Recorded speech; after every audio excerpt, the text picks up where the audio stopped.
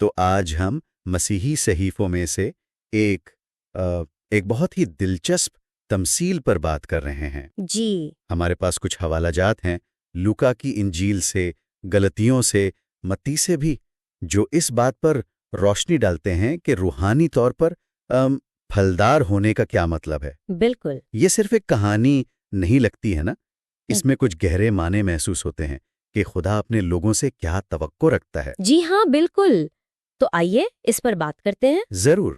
تو یہ تمثیل یہ کہاں سے ہے؟ لوکا سے آپ نے کہا؟ جی یہ لوکا کی انجیل باب 13 میں ہے۔ کہانی یوں ہے کہ ایک شخص نے اپنے انگور کے باغ میں انجیر کا درخت لگایا۔ اچھا، انگور کے باغ میں انجیر کا درخت؟ جی، اور وہ جو مالک تھا وہ 3 سال تک اس درخت سے پھل لینے آیا۔ 3 سال؟ 3 سال، مگر اسے کوئی پھل نہیں ملا۔ 3 سال تو کافی لمبا عرصہ ہے انتظار کے لیے۔ بالکل، تو ظاہر ہے وہ مالک کچھ مایوس ہوا۔ یقیناً۔ پھر کیا ہوا؟ اس نے کیا کہا؟ اس نے اپنے باغبان سے کہا، دیکھو میں 3 سال سے اس درخت سے پھل ڈھونڈ رہا ہوں، کچھ نہیں ملا، اسے کاٹ ڈالو، یہ زمین کو بیکار کیوں گھیرے ہوئے ہیں؟ اوہ، یہ تو کافی سخت فیصلہ لگتا ہے۔ ہاں سخت تو ہے، لیکن ذرائع بتاتے ہیں کہ اس کے پیچھے ایک منطق تھی، ایک وجہ تھی۔ لیکن یہاں کہانی میں ایک موڑ آتا ہے نا، باغبان اس نے کیا کیا؟ جی یہیں پر بات دلچسپ ہو جاتی ہے۔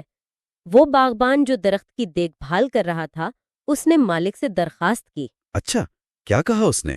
اس نے کہا، اے مالک، اسے اس سال اور رہنے دیں، مجھے موقع دیں کہ میں اس کے گرد گوڈی کروں، کھاد ڈالوں۔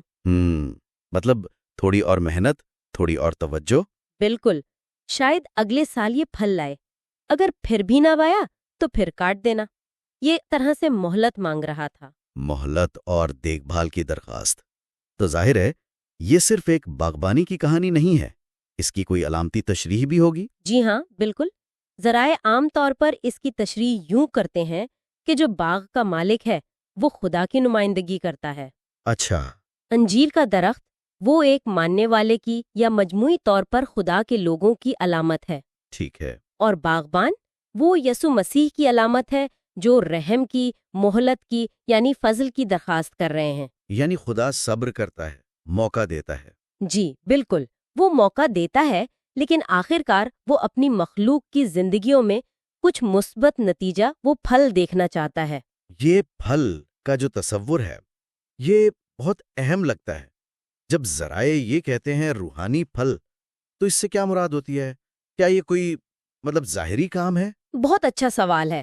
دیکھیں، ذرائع خاص طور پر غلطیوں کا خط یہ واضح کرتے ہیں کہ یہ پھل کوئی ظاہری مذہبی رسومات یا صرف اچھے کام نہیں ہیں۔ اچھا، تو پھر کیا ہے؟ بلکہ یہ وہ اندرونی خوبیاں ہیں جو روح القدس کے کام سے پیدا ہوتی ہیں۔ اندرونی خوبیاں جیسے محبت، خوشی، اطمینان، تحمل، مہربانی، نیکی، ایمانداری، نرمی اور پرہیزگاری، یہ وہ کردار کی تبدیلیاں ہیں۔ اچھا، یعنی یہ وہ چیزیں ہیں جو انسان کے اندر سے آتی ہیں، اس کے کردار کا حصہ بنتی ہیں۔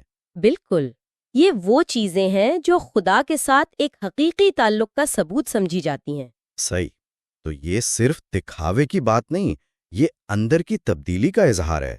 محبت، خوشی، اطمینان، یہ تو واقعی زندگی کو خوبصورت بنانے والی چیزیں ہیں۔ جی ہاں۔ لیکن اگر یہ پھل نظر نہ آئے تو؟ اگر کسی کی زندگی میں یہ خوبیاں نہ ہوں، کیا تمثیل اس بارے میں کچھ کہتی ہے؟ جی، تمثیل اور دوسرے حوالہ جات بھی اس نقطے پر زور دیتے ہیں۔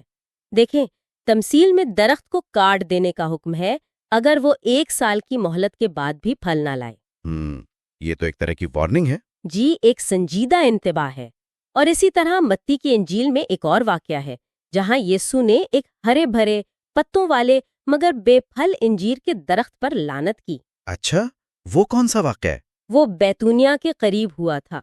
درخت دیکھنے میں بہت اچھا تھا پر پھل نہیں تھا۔ یسوع نے اسے دیکھا اور اس پر لعنت کی اور وہ فوراً سوکھ گیا۔ اوہ، تو یہ دونوں واقعات تمثیل اور یہ کیا پیغام دے لیں؟ ذرائع کے مطابق یہ اس بات پر زور دیتے ہیں کہ ایمان صرف دعووں کا نام نہیں ہے، اس کا عملی ثبوت زندگی میں نظر آنا چاہیے۔ مطلب ایک فعال ایمان۔ بالکل، پھل نہ لانا ان ذرائع کی روشنی میں کوئی معمولی بات نہیں، یہ ایک سنجیدہ معاملہ ہے۔ تو اگر ہم ان سب باتوں کو، ان ذرائع کے نکات کو جوڑیں تو خلاصہ کیا نکلتا ہے؟ مرکزی پیغام کیا ہے؟ خلاصہ یہ ہے کہ مسیحی تعلیمات کے مطابق خدا کی خواہش صرف یہ نہیں کہ لوگ ایمان لانے کا دعویٰ کریں، بلکہ یہ کہ ان کی زندگیاں واقعی تبدیل ہوں، اور یہ تبدیلی اندرونی خوبیوں یعنی روح کے پھل کی شکل میں ظاہر ہو۔ محبت، خوشی، اطمینان وغیرہ۔ جی، یہ خوبیاں نہ صرف خدا کو جلال دیتی ہیں، بلکہ یہ اس بات کا ثبوت بھی ہے کہ ایمان زندہ ہے، فعال ہے۔ یہ صرف کوئی تھیوری نہیں، یہ پریکٹیکل چیز ہے۔ یہ واقعی گہری بات ہے۔ ایمان کا عملی ثبوت، کردار کی تبدیلی، یہ اصول تو صرف مذہبی تناظر میں نہیں، کسی بھی انسان کی زندگی کے لیے اہم ہو سکتے ہیں۔ بالکل، اور یہیں سے ایک اہم سوال پیدا ہوتا ہے نا؟ کیسا سوال؟ یہی کہ اگر کوئی اپنی زندگی کا جائزہ لے، ان روحانی پھلوں کی کسوٹی پر، محبت، خوشی، اطمینان، تحمل، مہربانی، تو یہ روزمرہ کی زندگی میں، فیصلوں میں، تعلقات میں، رد عمل میں کیسا نظر آئے گا؟ یہ واقعی سوچنے والی بات ہے۔ عملی طور پر اس کا کیا مطلب ہوگا؟ یہ ایک نقطہ ہے جس پر غور کیا جا سکتا